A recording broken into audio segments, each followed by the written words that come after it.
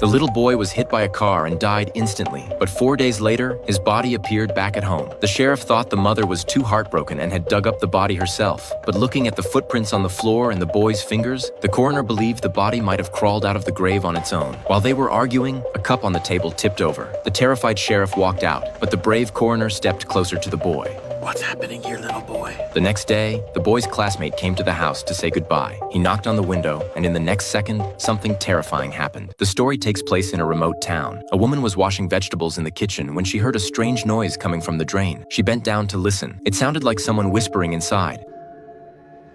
Just then, her husband Mike came home from work. He asked why dinner wasn't ready, so the woman told him what she had just heard. Mike listened in the kitchen for a long time, but he didn't hear anything. He figured the pipes were old and the neighbors were renovating, so that must be the source of the noise. After comforting his wife, he went to bed. In the middle of the night, his wife got up to use the bathroom. Mike was woken by the sound of banging on the wall. He grabbed a shoe and started hitting the wall, yelling for it to stop. But a few seconds later, the knocking came back. Frustrated, Mike went to his neighbor Peter's house to complain. He rang the doorbell over and over, but no one answered. He cursed under his breath and went back home to sleep. Suddenly, he heard the knocking again, this time coming from his own bathroom. He rushed over and opened the door and froze. His wife was floating in midair, slamming uncontrollably into the wall. Mike tried to save her, but he couldn't do anything. He could only watch as she was smashed into a bloody mess. After her mysterious death, Mike was arrested as the prime suspect. But the one questioning him was an expert from the Bureau of Paranormal Research, with her assistant and a coroner by her side. The expert showed him a stack of photos, all from recent murder cases. Every victim had died in the same way as Mike's wife. They had investigated for years, but found nothing. The expert wanted clues from Mike. She asked if he had noticed anything strange lately. Mike paused for a moment, then suddenly remembered his neighbor Peter. Peter had been acting weird, never leaving the house, always working on something inside. The assistant's expression changed instantly at the name. A few days earlier, Peter had called the expert, saying something supernatural was happening at his home. He said that when he went to sleep, he always felt like someone was under his bed, but every time he checked, there was nothing there.